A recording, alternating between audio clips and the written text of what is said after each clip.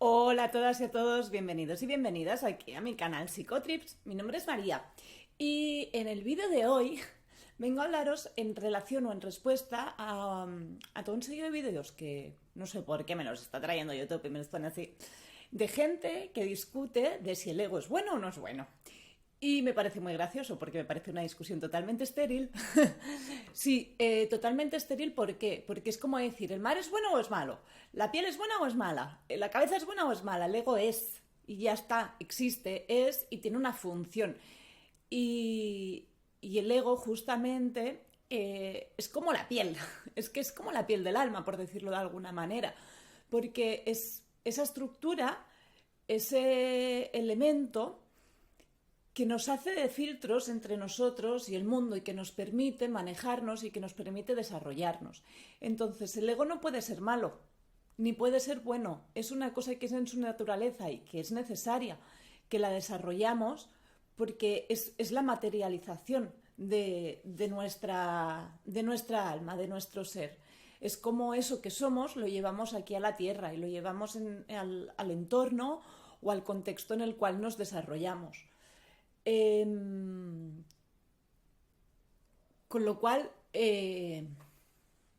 no hay una discusión detrás en relación de si es algo bueno o malo.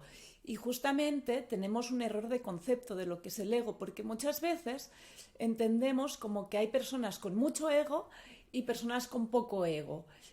Entendemos como las personas con mucho ego, las personas quizás con mucho orgullo, que tienen como mucha fijación consigo mismas, con su situación, con la defensa de lo suyo. Y entendemos personas con poco ego a personas más victimistas, más derrotistas, más dramáticas, por decirlo de alguna manera. Y de alguna manera no, en el fondo ambas son como dos polaridades de una misma línea energética. Es decir, tanto un ego como el otro, porque ese ego que parece justamente la ausencia del ego, que es el del victimismo, que dices, esa persona no se tiene un valor propio, pero es que es diferente no tenerse un valor propio a no tener ego. Tiene una estructura igual de rígida que la persona que tiene un concepto de creer que tiene un gran valor propio y que es muy rígida en ceder a sus posicionamientos, en ceder a su posición, en ceder a sus ideales, en ceder a lo que cree que es de sí misma.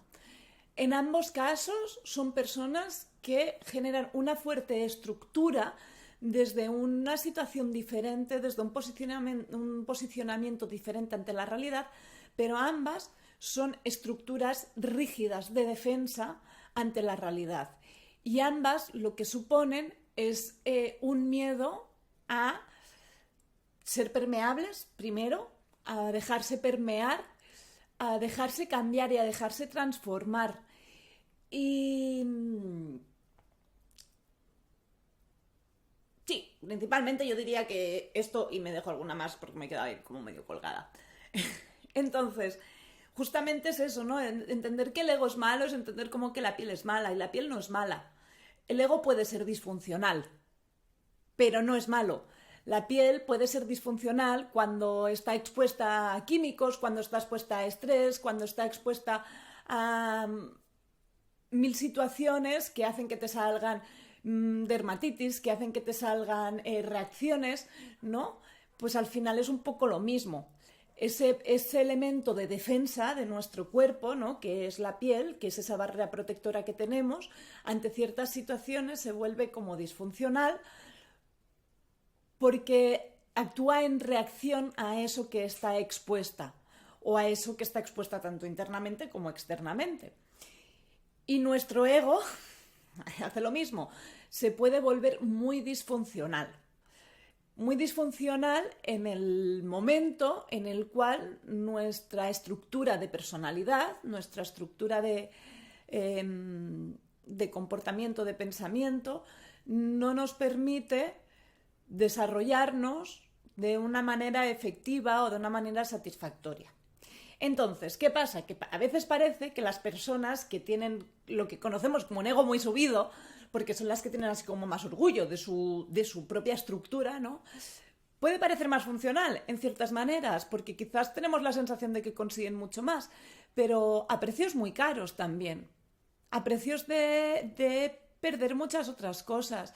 Porque una persona que es rígida y que tiene miedo no permite ser transformada, no permite que el exterior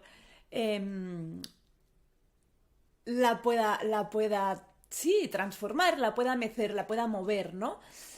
Entonces termina siendo igual de disfuncional porque aunque por una parte parezca que se sale con la suya o por una parte parezca que consigue lo suyo, tiene que dejar muchas cosas en el camino, tiene que ceder muchas cosas en el camino porque la vida le devuelve esa rigidez, es decir, no va a ser flexible la vida con esa persona. Entonces, creo que la reflexión la tenemos que hacer en cuanto, no si el ego es bueno o malo, sino hasta qué punto o qué puntos de mi ego están siendo funcionales y cuáles me están siendo disfuncionales. Qué puntos de mi ego están acorde con mi alma y siento una tranquilidad y una paz en esa manera de expresarme y de ser, incluso en momentos que pueden ser conflictivos o que pueden ser desafiantes, o cuando me tengo que aferrar a una postura y tengo que bloquear las influencias, ya sean externas o mis expresiones internas, o me tengo que sentir mal con mis expresiones internas, o tengo que rechazar lo externo porque en realidad me estoy sintiendo muy vulnerable. Y entonces se me activan esos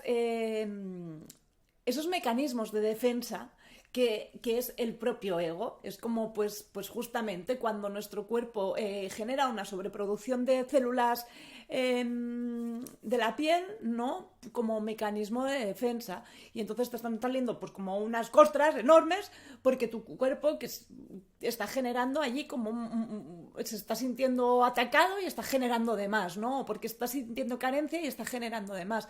Pues es lo mismo.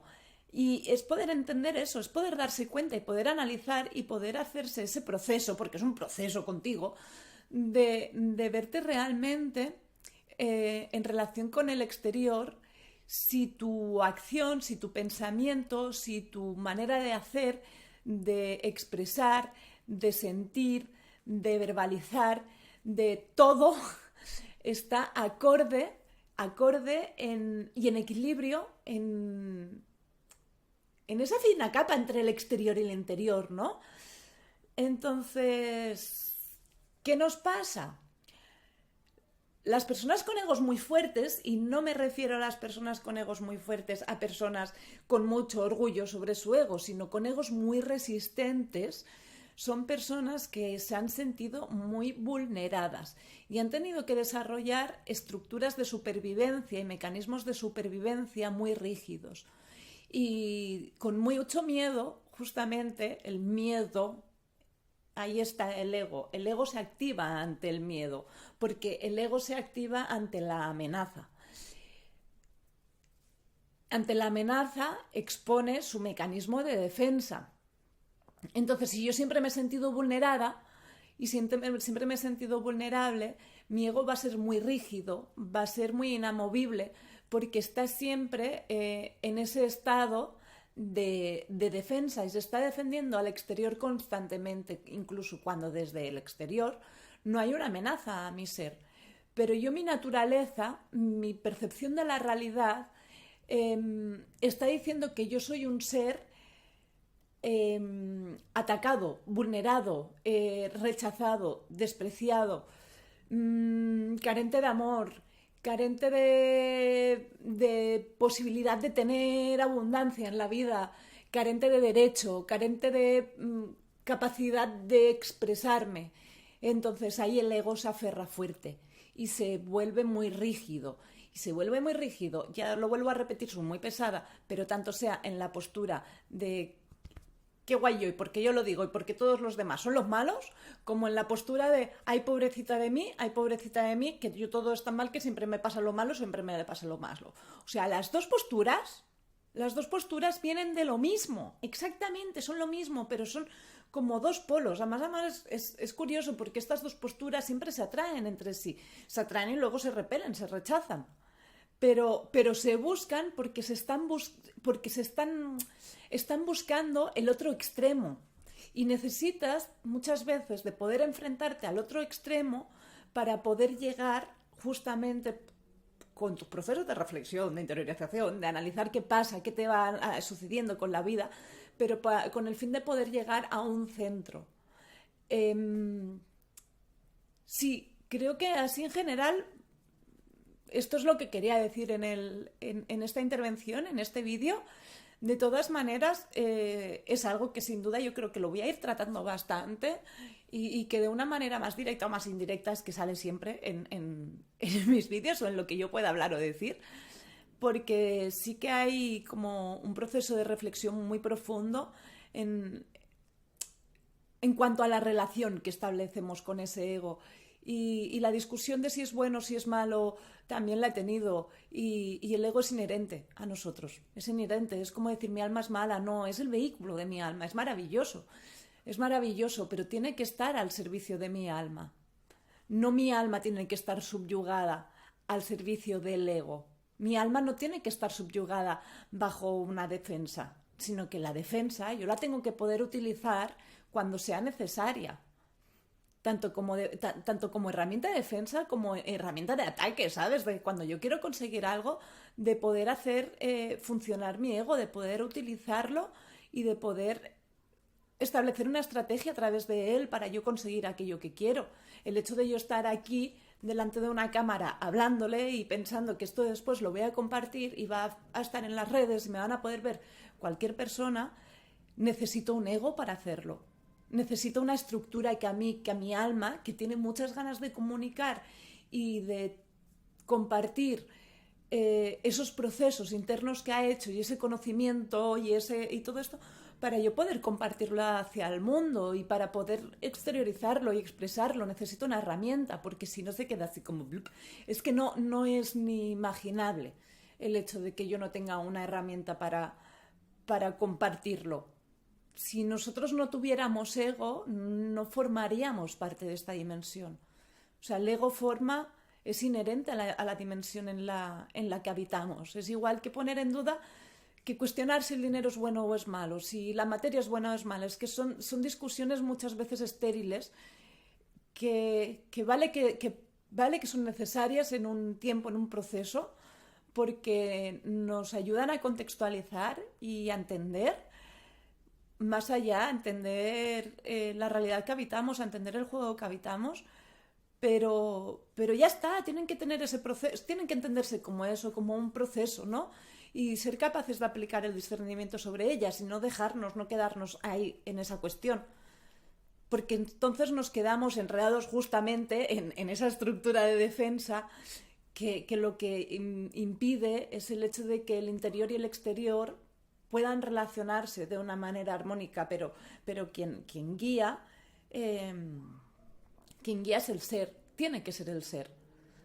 Y muchas veces el ser no ha tenido el espacio de expresarse, de conocerse, de desarrollarse, entonces se siente súper vulnerable y necesita de la estructura del ego y este lo ahoga y este nos confunde y bueno, creo que ya más o menos está, que esto es lo que os venía a decir.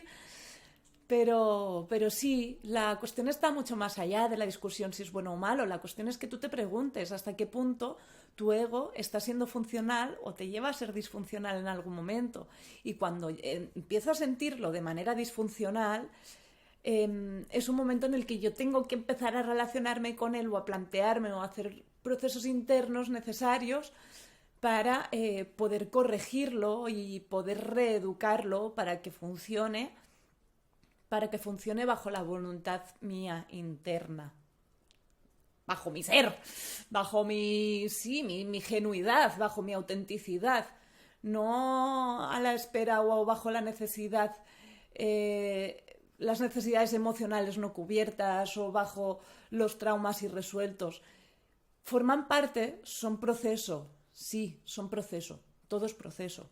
Y me parece maravilloso pasar por todos los puntos necesarios, pero también me parece muy importante entender que cuando pasamos por ciertos puntos, entender justo eso, son procesos y no quedarnos nunca clavadas ni clavados en un ideal, en una estructura, porque cada estructura tiene una función limitada.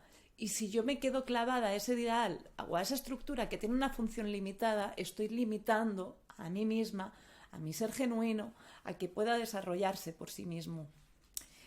Bueno, ya está, venga, que me callo, que llevo mucho rato. Que agradeceros que compartáis este espacio conmigo y bueno, que nos vemos en otro vídeo. Un saludo, chao.